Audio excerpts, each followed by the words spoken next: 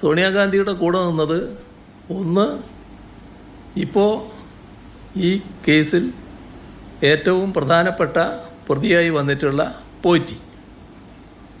പോറ്റിയെ കയറ്റിയെന്ന് പറഞ്ഞില്ലേ, ആ പോറ്റി ആദ്യം കയറിയത് അവിടെയാണ്. കേട്ടില്ലേ?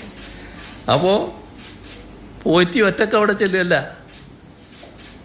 പോറ്റി ഒരു ഭാഗത്ത്, പിന്നെ മറ്റൊരു ഭാഗത്ത് ഈ ഇപ്പോൾ അന്വേഷക സംഘം കണ്ടെത്തിയിട്ടുള്ള ഈ സ്വർണം വാങ്ങി എന്ന് പറയുന്ന വ്യാപാരി മറ്റൊരാൾ. ഇതെങ്ങനെയാണ് ഈ രണ്ടുപേരും കൂടി ഒന്നിച്ച് ഒരേ സമയം സോണിയാഗാന്ധിയെ പോലുള്ള മറ്റു കാര്യങ്ങളൊക്കെ ഞാൻ നേരത്തെ പറഞ്ഞാണല്ലോ, അത്ര മാത്രം സുരക്ഷിതത്വമുള്ള ഒരു നേതാവിൻ്റെ അടുത്തെത്തുന്നത്? അതിനെനിക്ക് പങ്കില്ല എന്ന് ഇദ്ദേഹം പറഞ്ഞു എന്ന് തോന്നുന്നുണ്ട് നേരത്തെ. ഇപ്പോൾ ഈ മുഖ്യമന്ത്രിയുടെ ഓഫീസിന് നേരെ ആരോപണം ഉന്നയിച്ച വ്യക്തി ഞാനതിൽ പങ്കുള്ള ആളല്ല എന്ന് പറഞ്ഞു എന്നെ വിളിച്ചിട്ട് പോയതാണ് എന്ന്. അങ്ങനെ വിളിച്ചാൽ പോകേണ്ട ആളാണോ അദ്ദേഹം? പോറ്റി വിളിച്ചാൽ പോകേണ്ട ആളാണോ അദ്ദേഹം? എങ്ങനെയാണ് ഇവരെല്ലാം കൂടി ഒന്നിച്ചെത്തിപ്പെട്ടത്? ഇതിനല്ലേ മറുപടി പറയേണ്ടത്? യഥാർത്ഥ പ്രശ്നം അതല്ലേ?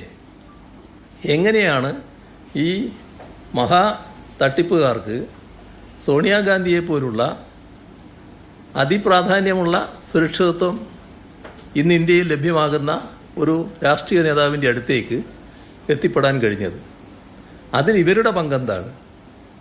അല്ലെങ്കിൽ ആരാണ് പങ്കുവഹിച്ചിട്ടുള്ളത്? അതിന് ഉത്തരവാദി? അതല്ലേ ആദ്യം വ്യക്തമാക്കേണ്ടത്. അതിന് മറുപടി പറയാൻ കഴിയാത്തപ്പോൾ പണ്ട് കുട്ടികൾ പറയാറില്ലേ, ഈ ഒന്നും പറയാനില്ല കൊഞ്ഞനം കുത്തുക, ആ ഒരു പരിപാടി സ്വീകരിക്കലാണോ വേണ്ടത്? എന്നാൽ പിന്നെ ഇരിക്കട്ടെ, മുഖ്യമന്ത്രിയുടെ ഓഫീസിന് നേരെ ഇരിക്കട്ടെ എന്ന് പറഞ്ഞ് അങ്ങനെ ചാർത്തി തന്നതുകൊണ്ട് ഞങ്ങൾക്കതിൻ്റെ ഉത്തരവാദിത്വം വരുമോ? അപ്പോൾ ഞങ്ങൾക്കൊന്നേ പറയാനുള്ളൂ, ഞങ്ങൾക്കതിൽ ഈ അന്വേഷണം കൃത്യമായി നടക്കട്ടെ എന്ന നിലപാടേ ഉള്ളൂ. ഒരു ഘട്ടത്തിലും ഞങ്ങളതിനെ ഒരു തരത്തിലും തടസ്സപ്പെടുത്താൻ നിന്നിട്ടില്ല.